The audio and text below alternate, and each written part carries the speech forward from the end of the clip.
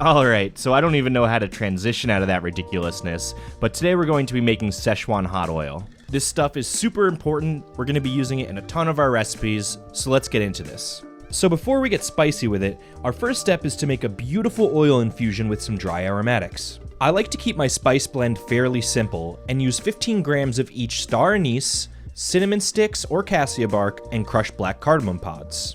If you don't have black cardamom, you can totally sub another spice like coriander seeds, or just up the quantities of star anise and cinnamon sticks.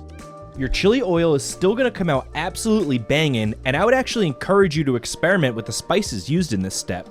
Anyway, we're going to toss those suckers into a pot and cover with 1 quart of neutral oil. Then simply put that on a burner set to low heat and let the oil slowly infuse over 1 to 2 hours.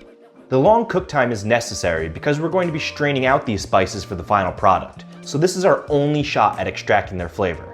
Oh, and if you've got one of these, a thermometer, you're looking to keep that at about 225 degrees Fahrenheit.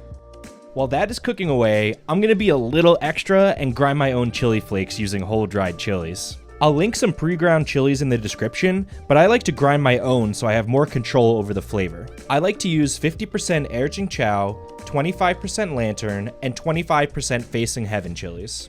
Now that's done and we're reaching the 2-hour mark, let's go check on our oil. We're going to turn the flame up on this bad boy and bring it to around 300 degrees Fahrenheit, or until it bubbles around the spices. Then quickly strain it over 100 grams of chili flakes, held in a heat-safe bowl large enough to accommodate a substantial amount of bubbling, cause this baby is gonna bubble up. Then just let it cool off and pour it into a jar, including the sediment. Please don't throw that out. So the oil is going to be super delicious right now, but give it a day or two for the flavors to meld and come together, and that's amore. So hey, if you enjoyed this video, please consider liking it and subscribing. It really does help me out. And don't forget to check out the rest of my Sichuan School series. Later, nerds. Crash Course Kitchen. Crash Course Kitchen. It's hard to say.